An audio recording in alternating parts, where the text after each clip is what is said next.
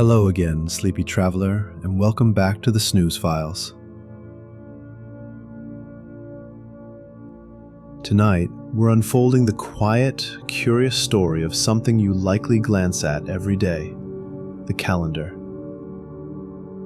That simple grid of dates and months has a surprisingly tangled past, filled with emperors, astronomers, popes, and a fair amount of confusion. Let's begin in ancient times, about 5,000 years ago in Mesopotamia. The Babylonians used a lunar calendar with months based on the cycles of the moon.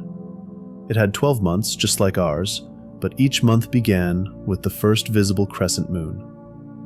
The only problem? A lunar year is about 11 days shorter than a solar year. Over time, the seasons drifted, and so did the calendar.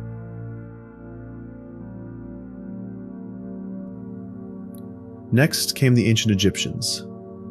They looked to the sun instead of the moon. Their calendar had 365 days, divided into 12 months of 30 days each, plus 5 extra days tacked on at the end. They noticed that the Nile flooded around the same time each year, right after the star Sirius rose in the dawn sky, so their calendar helped track agricultural cycles. Pretty smart. Now fast forward to Rome, where things got messier. The early Roman calendar had only 10 months. That's right, March was the first month of the year, and months like September, October, November, and December literally meant 7th, 8th, 9th, and 10th. There were no January or February at first. Later, January and February were added, but the months kept getting shifted around, and the calendar kept drifting. Enter Julius Caesar. In 46 BCE, Caesar reformed the calendar with help from Egyptian astronomers.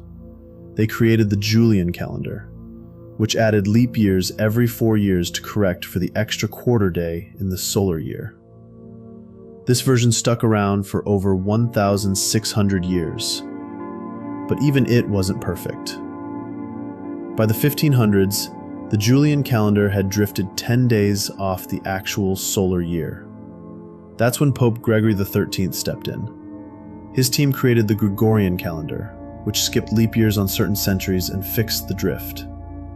But not everyone adopted it right away.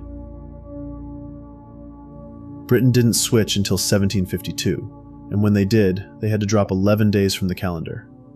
People literally went to bed on September 2nd and woke up on September 14th. And that brings us to today's calendar, a blend of ancient math, astronomy, and imperial decisions.